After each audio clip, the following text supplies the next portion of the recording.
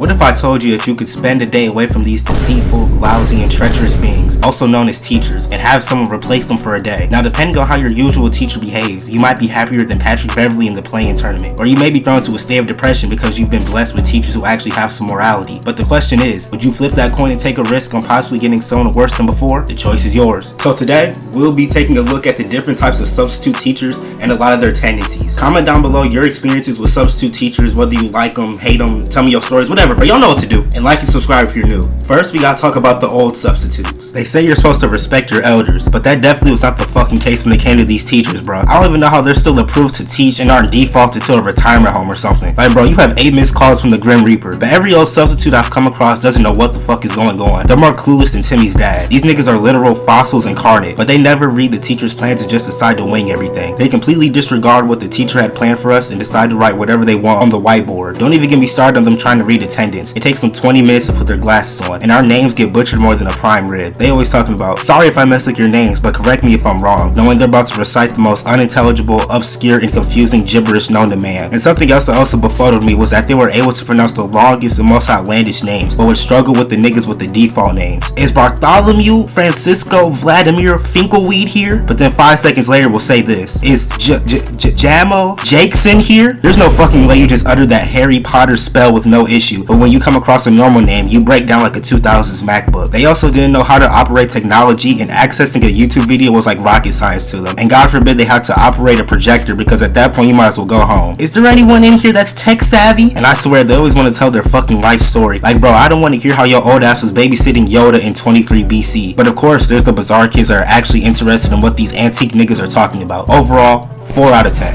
Now we gotta talk about the strict substitutes. Now, in all my years, I never thought that someone would dethrone my teachers for being the most unethical beings to ever roam this planet. But today, that title gets crowned to every strict substitute I've ever had. You can usually spot these subs from a mile away because their attire usually looks something like this, and their arms are always crossed looking like a villager in this bitch. But they always come in the room on some bullshit, talking about, I've been teaching for 22 years, so don't try anything. My nigga, I don't care if you've been teaching since Pope Francis has been born. I'm not taking you serious. They also don't allow anybody to do anything, even something as small as switching seats to sit with your friends. I swear, every time we try to switch seats when there's a sub, Rebecca wants to make her presence known and say, we have assigned seats. Now, I don't believe in putting my hands on women, but at that moment I wanted to spear her through the smartboard. And when we try to tell these brain burdened niggas that our teacher doesn't care, they say, I don't care how your teacher does things, I'm the one in charge. My nigga, who do you think you are? They really be trying to rewrite the rules, bro. And they're always watching you more than Bill Cipher, talking about, you should be working on something. There's no way you were this committed to this job, bro. Like, you would have thought these niggas were getting paid like Jeff Bezos the way they were moving. They don't let you sleep or be on your phone. Something else they usually say that grinds my gears is, does your teacher let you do that? They also love spamming work like combo moves in Mortal Kombat. Overall, negative 6,893,269 out of 10.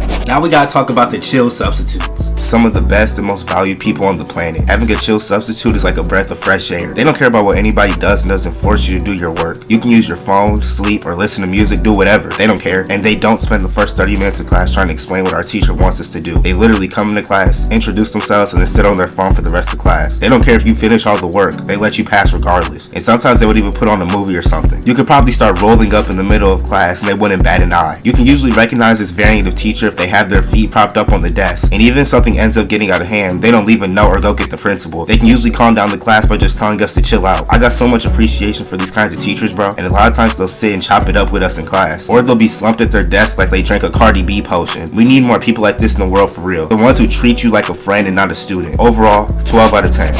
Now we gotta talk about the substitutes who are always stressed out. Now I get it, being a substitute is not an easy task, especially when it's to a class that you don't know. But at the end of the day, it's not life or death. I vividly remember one of my teachers had gotten knocked up and we had to sub to replace her. When I tell you this is the most stressed, anxious, and jittery nigga ever, like he would've gave Piglet a run for his money. He looked like a mouse in a lion pen. And since these menaces we went to school with could smell fear, they didn't take him seriously, and they started doing whatever they wanted to. He was quiet as hell too, so nobody was really listening to him. He tried to get the class to calm down, but he ultimately couldn't handle it and quit after like a week. So now he's like a myth that we tell other niggas like Aesop's fables. But these teachers just try to do too much. They need to pop a perk and take a nap. It's like the moment something doesn't go their way, they want to erase themselves from existence. These niggas are ticking time bombs for meltdowns. They put more pressure on themselves than a bodybuilder squatting 400 pounds. But they're not necessarily bad by any means. Overall, 6 out of 10. Now we gotta talk about the attractive substitutes. Now if you see my videos about the type of people I went to school with, you already know that most of the girls at the school gave me the heebie-jeebies. It's like they had on permanent Halloween costumes. Every time they looked at me, that scream from Flapjack played in the background.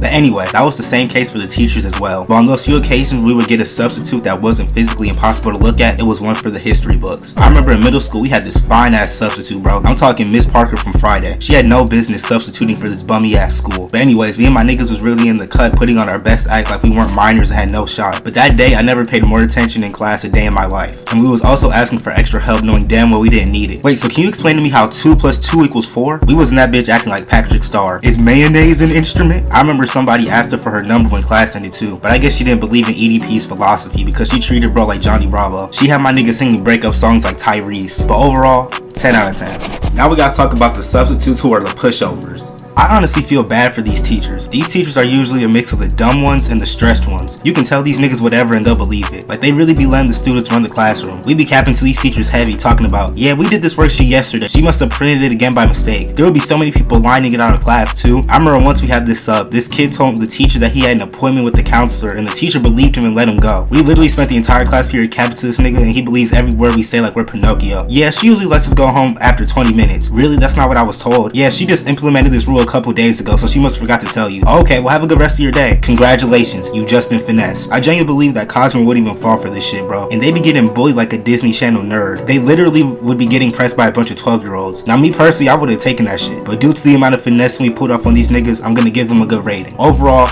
8 out of 10.